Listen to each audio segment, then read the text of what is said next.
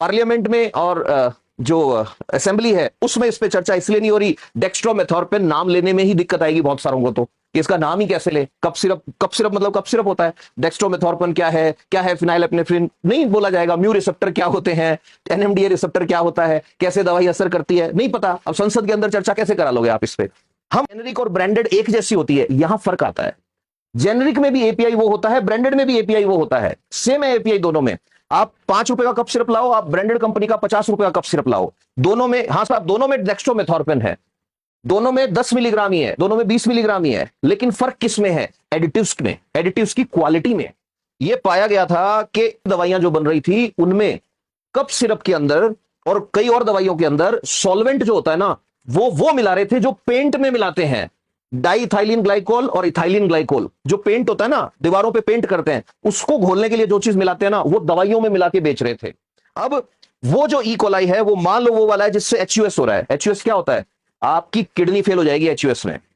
एचयूएस मतलब खांसी की दवाई के साथ अगर ये अंदर चला गया, ये वाला स्ट्रेन इसका, किडनी फेल, और कोई इलाज नहीं है, 2.5 लाख रुपए के इंजेक्शन हर हफ्ते लगेंगे। गूगल करके देखना एचयूएस कितनी खतरनाक बीमारी है।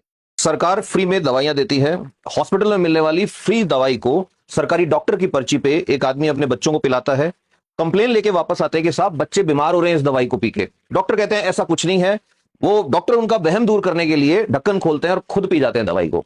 जैसे ही खुद पीते हैं, डॉक्टर साहब खुद बीमार हो जाते हैं, और तो और बाद में हॉस्पिटल से बाहर अपनी गाड़ी में बेहोश मिलते हैं और बड़ी मुश्किल से उनकी जान बचाई जाती है। अब तक 2 बच्चे राजस्थान में इन दवाइयों की वजह से डेथ हो चुकी है। एमपी में भी बहुत सारे मामले ऐसे सामने आ रहे हैं। और कमाल की बात है, ये सारी की सारी दवाइयां वो हैं जो सरकारी सप्लाई की दवाइयां हैं। तो आज हम इसके थोड़ा सा अंदर की बात करने वाले हैं कि भाई ऐसा हो क्यों रहा है। दवाइयों की बात जब आती है तो इंडिया ऐसे सीना तान के खड़ा होता है। रीजन, फार्मास्यूटिकल मार्केट में दुनिया में कहीं भी जाओ, Indian brands, Indian pharmaceuticals number 1 पे हैं। इंडियन डॉक्टर्स आप जानते हैं, पॉकेट में हाथ डाल के मैं बोल सकता हूं, दुनिया के बेस्ट सर्जन अगर आप 10 निकालोगे उनमें से 5 से ज्यादा इंडियन निकलेंगे। दुनिया के बेस्ट फिजिशियन आप निकालोगे उनमें 5 से ज्यादा इंडियन मिलेंगे आपको। अब इतना सारा कुछ अच्छा है तो ऐसा क्यों हो रहा है कि बच्चों की डेथ खांसी की दवाई से हो गई?